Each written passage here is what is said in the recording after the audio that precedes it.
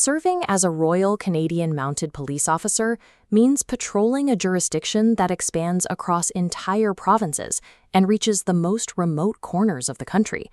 But the 2026 eligibility requirements reveal a significant gap between two different states of being. Meeting the legal criteria to submit an application is separate from being physically and psychologically equipped to complete the selection process. This checklist of baseline requirements provides the first point of entry.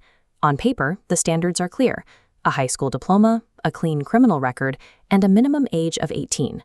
The practical reality on the right side of the ledger is significantly heavier. The RCMP expects peak physical conditioning before you even begin, and a total willingness to relocate your entire life. Today, we are weighing the specific upfront costs of joining this federal agency.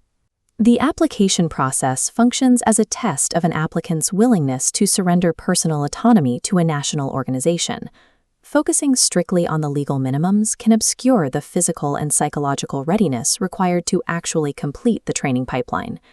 The first input is academic. Candidates must possess a Canadian secondary school diploma or an internationally evaluated equivalent. The legal baseline is equally rigid. You must maintain a flawless financial and criminal background, which includes having 0 pending personal bankruptcies and no participation in criminal behavior within the last year, even if no charges were filed. This 3-column matrix illustrates the progression. Providing a diploma and clean record achieves entry into the initial applicant pool and background investigation phase. However, the trade-off column reveals competitive pressure. You weigh this minimum against applicants with university degrees and extensive experience. The character assessment goes beyond your record to evaluate the context of your actions. The RCMP investigates your intent, frequency of behavior, and genuine regret. Recent bad behavior triggers an automatic disqualification. Academic minimums are a starting line you must outgrow, while the character and legal standards serve as an uncompromising barrier to entry. This timeline quantifies the physical presence requirement for permanent residence. You must have been physically present in Canada for 1,095 days, 3 full years, out of the last 5. This allows permanent residents to launch a federal policing career without waiting for the full duration of the Canadian citizenship process. However, this path includes a mobility trade-off. Specialized roles and investigations often require top-secret security clearance, which may be delayed or denied for those who are not full citizens. Permanent resident eligibility provides a faster start toward becoming a cadet, but it narrows your immediate operational ceiling after graduation. Shift your focus to the physiological input. You must achieve peak conditioning independently before you begin the application process. The core philosophy of RCMP Health Services is that the Academy is designed to teach policing, not to function as a personal fitness program. High fitness ensures you handle rigorous medical assessments and lab tests. On this equipment, applicants must generate the exact measurable force required for duty. Attempting to use the Academy to get into shape drastically increases the risk of physical injury, academic failure, and termination from the program. Cadets face a dual burden: maintaining the physical stamina to endure exhaustion while simultaneously exercising the fine motor control required for lethal force decision-making. This operational competency includes driving. You must possess an unrestricted driver's license and be a confident, competent driver before you arrive for training. Physical dominance and driving competence are rigid prerequisites for the selection pipeline, rather than skills you can figure out on the job.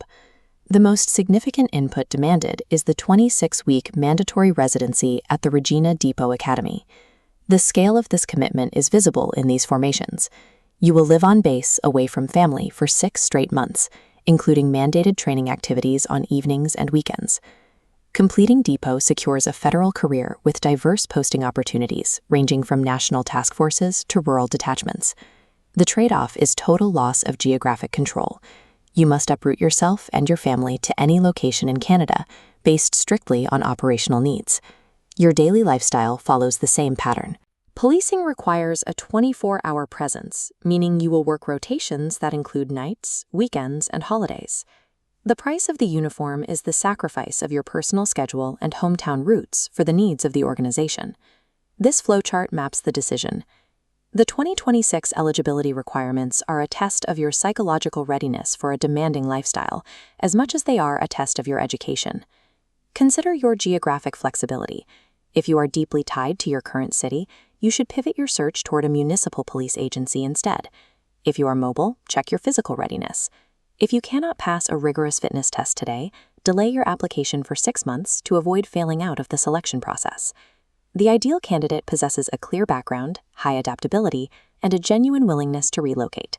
If you meet these, proceed with the application. The officers you see here view national mobility as an adventure, having invested heavily in their physical fitness before ever being interviewed. For older applicants, or those with children, carefully evaluate the 6-month isolation of Depot against your current family obligations before committing. Commit to this path only once the reality of the lifestyle is as clear as the appeal of the uniform.